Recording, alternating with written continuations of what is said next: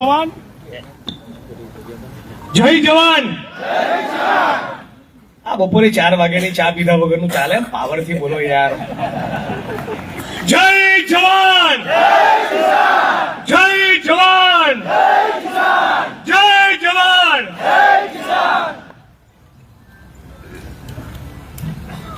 ભારતીય જનતા પાર્ટીના બગલ બચ્ચા બની ગુજરાતના અને દેશના પૂંજીપતિ ઉદ્યોગપતિઓની સાથે 365 દિવસ સેટિંગ પાડનારા ગુજરાતના ખેડૂતોની છાતી અને પીઠ પર ખંજર ભોંકનારા ગદ્દાર કિસાન સંઘને બાજુ પર મૂકીને આ કિસાન સંઘર્ષ સમિતિના બેનર નીચે આવ્યા એ બદલ તમારા પોતાના માટે તાળીઓનો આવકાર થઈ જાય. સાચી લડત નિષ્ઠાથી તો કરવી, પણ આપણી વચ્ચે જે ગદ્દારો બેઠા છે ને એમને પણ ઓળખી લેવાનો સમય છે. આ દેશ એ કોઈ અદાણી કે અંબાણીના બાપનો છે? હે, આ શેની ચરબી ચડી ગઈ ભાઈ તમને ગુજરાતમાં? દિલ્હીમાં ખેડૂત આંદોલનમાં 690 ખેડૂતોએ બલિદાન આપવા પડ્યા. બીજો કોઈ દેશ હોય ને તો સરકારને ઉખાડીને ફેંકી દીધી હોય. જગતનો તાત એમ લાલ કિલ્લાની પ્રાચીર પરથી નરેન્દ્રભાઈ બી ભાષણ તો જોરદાર કરે છે, પણ દિલ્હીમાં જ્યારે એક પછી એક 690 ખેડૂતોનો ભોગ લેવાયો, એક શબ્દ નરેન્દ્ર મોદી બોલ્યા નથી, એક શબ્દ ભારતીય જનતા પાર્ટીની સરકાર બોલી નથી. અને આ જયારે 690 ખેડૂતો બલિદાન આપતા હતા એક પછી એક, ત્યારે કિસાન સંઘ વાળાએ કેમ મોરચો ના કાઢ્યો સરકારની સામે? ઉત્તર પ્રદેશના લખીમપુર ખીરીમાં બોલેરો ગાડી ભારતીય જનતા પાર્ટીના મંત્રીના દીકરાએ ખેડૂતની છાતી પર ચડાવી એ ખેડૂતને કચડીને રેસી નાખ્યો. ત્યારે કિસાન સંઘ ક્યાં હતું? અને એટલા માટે તમને કહેવાયો છું કે કોઈ પણ લડાઈ હોય, આ લડાઈની અંદર જે પણ નિષ્ઠાવાન સાચા લડનારા માણસો છે એને તમે જો ઓળખી લેશો તો તમારું કામ કાયમ માટે આસાન થઈ જશે.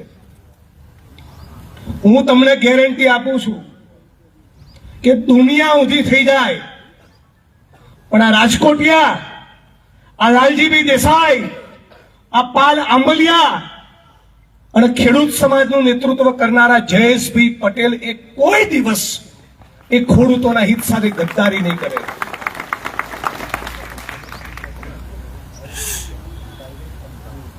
આપણા દેશની અંદર અને ગુજરાતની અંદર અદાણી, અંબાણી, રિયલ એસ્ટેટના માફિયાઓ, મોટા મોટા ઉદ્યોગપતિ, મોટા મોટા બિઝનેસમેન, આ લોકોએ 25 વર્ષથી એક પ્રકારનો આતંક ફેલાયો છે.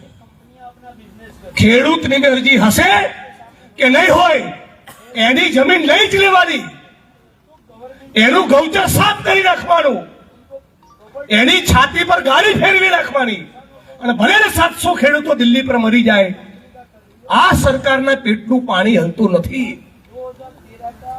હમણાં ગઈકાલે હું લાલજીભાઈ ને જયેશભાઈ સાથે હું સમજતો તો બધું શું મુદ્દો છે, કાલે આપણે શું બોલવાનું છે, ત્યારે મને કીધું કે ગુજરાતમાં તો વીજળી સરપ્લસ છે.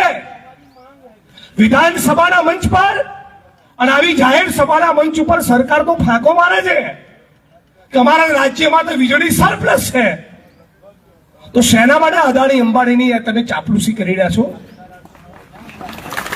ગુજરાતમાં વીજળી જો સરપ્લસ હોય, આપણે બીજા રાજ્યોને વીજળી પહોંચાડવા માટે સક્ષમ હોઈએ, તો આ ખેડૂતોની મરજીની વિરુદ્ધ પોલીસ દાખલ કરી, પેલા 8 ચોપડી પાસના ઇશારે પોલીસ દાખલ કરી ખેડૂતના ખેતરમાં થાંભલા નાખવા દે.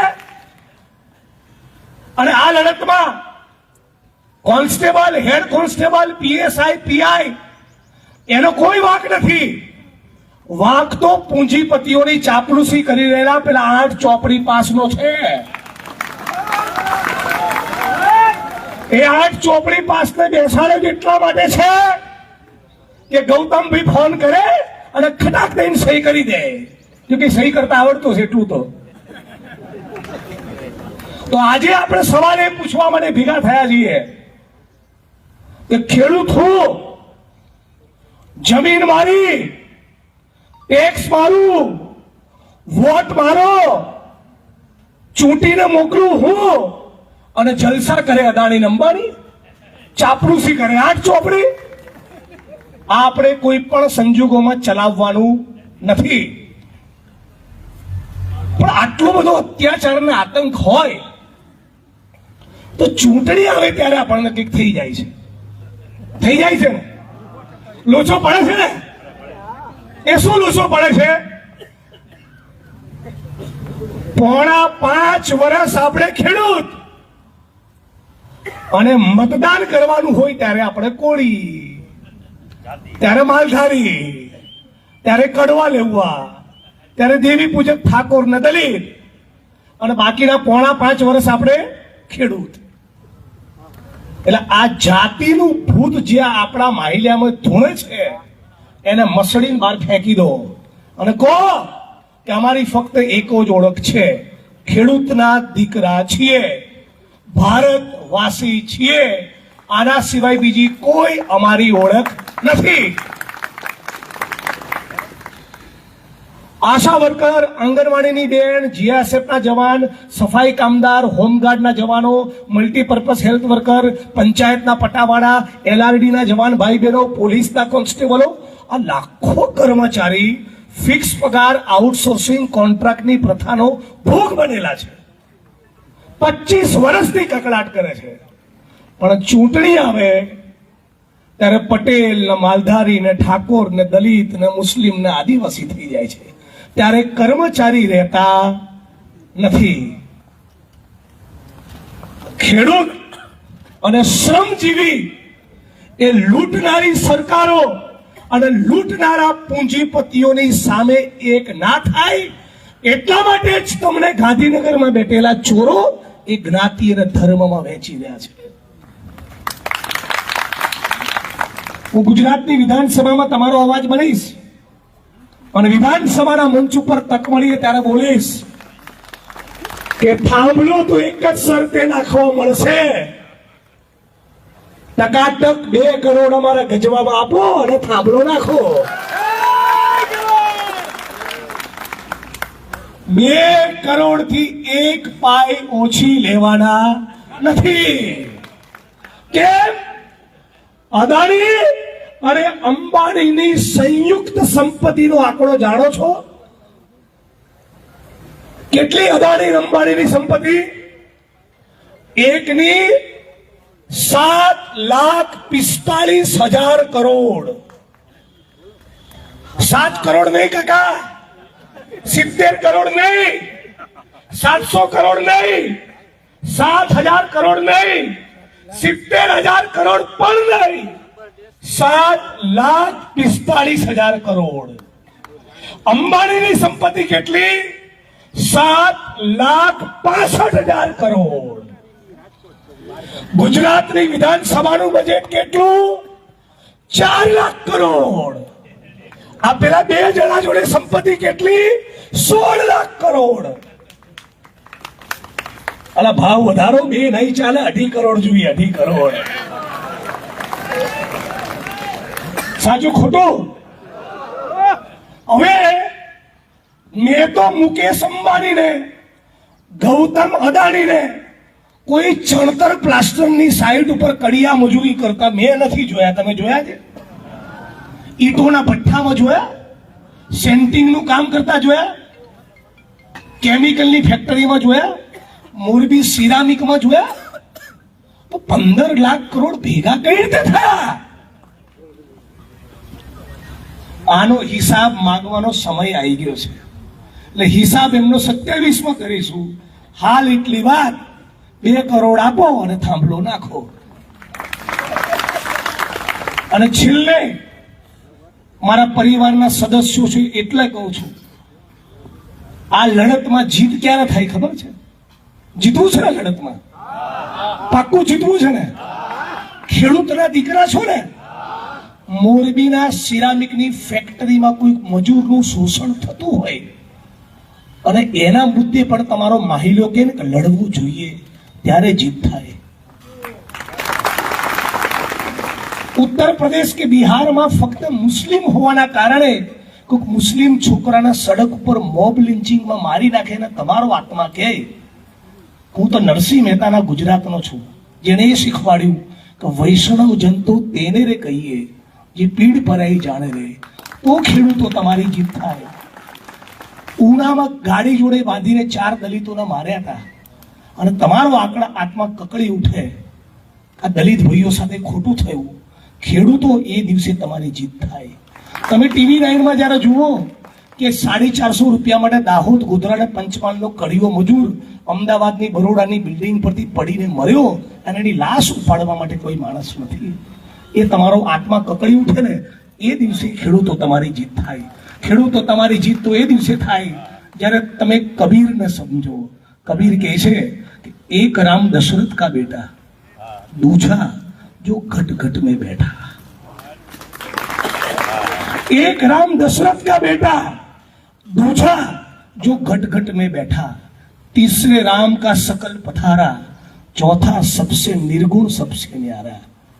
આ ભારત માતાની છાતી પર ઊભો ચીરો કરી હિન્દુ મુસલમાનના ભાગલા કરનારા ભારત ભૂમિના ગદ્દારો, જેમને જનગણ મન ના ગાયું, 52 વર્ષ તિરંગો ના લહેરાયો, દેશની આઝાદીની ચળવળમાં ભાગ ના લીધો, જે ફૂલે અને આંબેડકર જોડે નહોતા, જે ગાંધી અને સરદાર જોડે નહોતા, જે ભગતસિંહ સુખદેવ અને રાજગુરુ જોડે નહોતા, જે સુભાષચંદ્ર બોઝ જોડે નહોતા, આ ચોરોને તમે ઓળખી જાઓ, એ દિવસે તમારી જીત થાય. તો આપણે, મારી વાણીને વિરામ આપું છું, આપણી અંદરનો જાતિ અને કોમવાદનો તમામ કચરો દૂર કરી ફક્ત ખેડૂત બની જઈએ, કર્મચારી બની જઈએ, શ્રમિક બની જઈએ. આના સિવાય બીજી કોઈ ઓળખ ના રહે. અને અર્જુનને પેલી પક્ષીની જેમ આંખ દેખાતી હતી એમ તમને 2 કરોડનું બંડલ દેખાય. આટલું કરીશું તો આપણી જીત નિશ્ચિત છે. બીજા સાથીઓને આપણે સાંભળવાના છે.